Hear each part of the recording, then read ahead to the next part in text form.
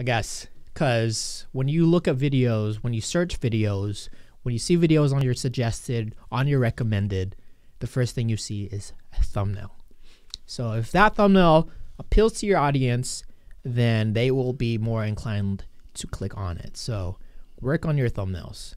How would you go about looking at your CTR and your thumbnails through analytics so you could see like the patterns of which thumbnails work the best for you? Yeah, so just look at your views for that video, I guess, and your CTR. I mean, take advantage of your analytics, I guess, and look at your CTRs for the video. If it's under 10, change up your thumbnail and then revisit that analytic like a week after to see if it did better. If not, then just keep changing it over and over. Sometimes, you get to a point where nothing works.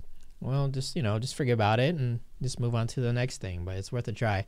I mean, obviously your video is going to do a lot better in the beginning than it will do like a week later, a month later. But there is this thing called evergreen content, meaning YouTube brings older videos for some reason and puts it to people's recommended and suggested page, which is great. For those videos, if you want your video to be evergreen content, I feel like you really gotta, put your heart and soul into, your metadata, your description, your titles, your thumbnail. So always be 100% about, those statistics and those metadata, because sooner or later, I mean, it might happen, it might not, but YouTube will just bring it back up, 2 years down the road. Like, oh, well, this is cool. I don't know. The algorithm's weird. And YouTube tends to do that at times. You know what I was thinking about when you were talking about evergreen? Yeah. Is 10 things not to do trick-or-treating. Yeah. I feel like that would be recommended every time around Halloween. Yeah, that's why people like artists, the goal is to make a really popular like Christmas song. Like Mariah Carey, she's set. Evergreen content. That's a good example.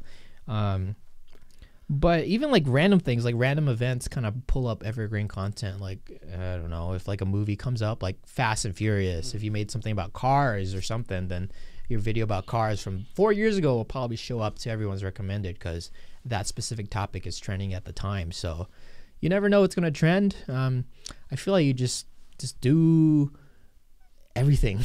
Like my channel, I just kind of just do everything. Like it's not just one particular theme or one particular content.